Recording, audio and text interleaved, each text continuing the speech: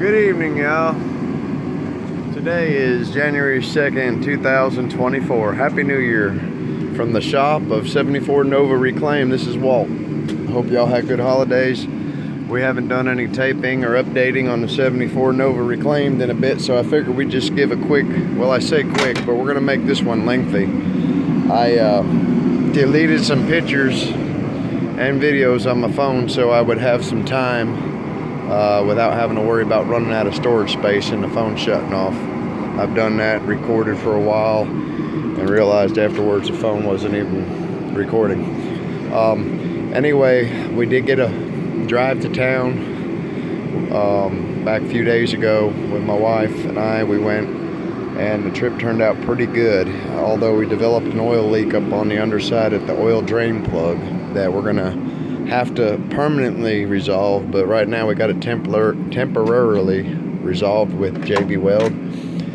We did get some items in that we're going to be installing. One of them being the insulation padding for up under the carpet, and I did receive my black pile loop carpet with the jute padding on the back. And what I'm going to have to do is pull the back seat back out, these front seats, the console.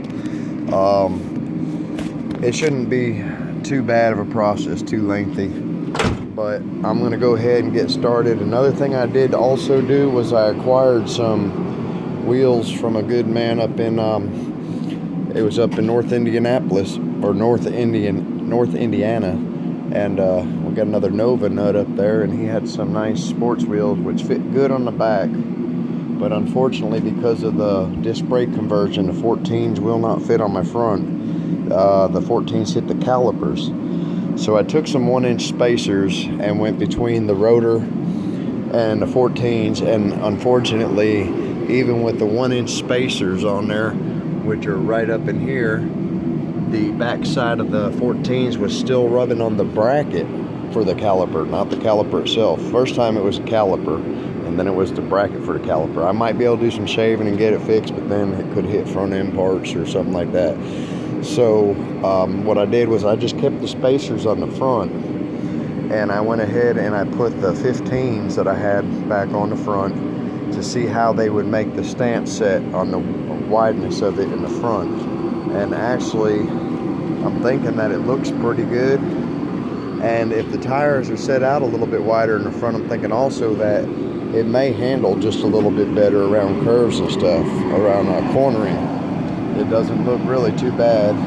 I will be concerned, well, I shouldn't be concerned about no rubbing. I put some of the 1-inch spacer blocks between my coil springs. I don't know exactly what they're called, but they're like, you put them in a you put a 1/2-inch drive ratchet on them.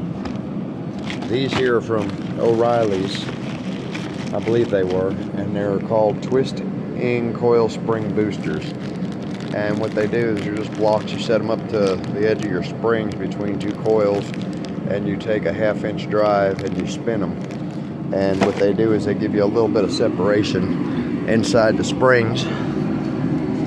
If I can see them here, right there.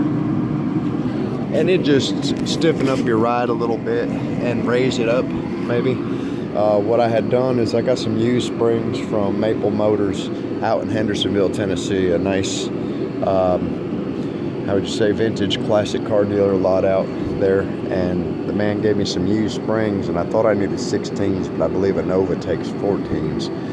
So I had taken and cut 2 coils off the top of the springs and mounted them in there, and it set it a little bit lower.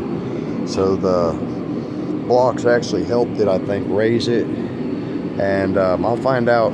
It's going to look funny with the small wheels on the back right now, but the reason I'm going with the smaller 14s on the back is because of the condition of the tires, which is brand new, versus what I have on my 15s here, which is, you see what they are. I mean, I trust them, but they're good for burnouts probably. My main goal and purpose of this car is to get my family in there. So myself and Melissa, my wife, we could be driving around there. And then I've got her brother and sister with us also, and they'll be riding around in the back seat. And I want to make sure that us 4 adults that are pretty healthy don't make the rear fender hit the tire. So I've got some shackles, lifting shackles for the rear of the springs that will be about 9 inches, I think. They're adjustable, and I'll be able to replace those shackles there, which are only about 4 inches. So I should get about another 4 or 5 inches, which will lift it up.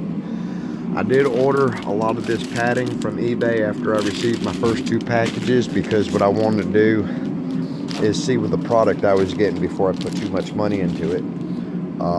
And this is listed as, I'll do a quick picture, car sound deadening foam for truck vehicle, new. And it's actually, seems like pretty good material. I'm sure it's not as good as the high quality rubber matting that they have, because this is like a closed cell foam, but it's got an adhesive surface, and it's going to be up underneath brand new carpet.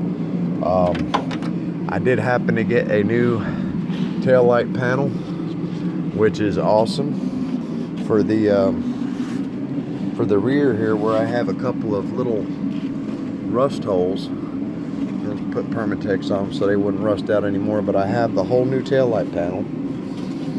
And I did locate a rear bumper, but the rear bumper's for a 73, and the difference is that the spacing of the shock absorbers that mount here are, the bolt holes are just a little bit different, and a 74 bumper brace goes completely across the back end of the bumper from shock to shock, as to where the 73's got these little cutouts that mount on the ends of the bumper. But regardless, I'm going to modify this, see how many drill bits it takes to burn out to get it going, and we're going to see what happens.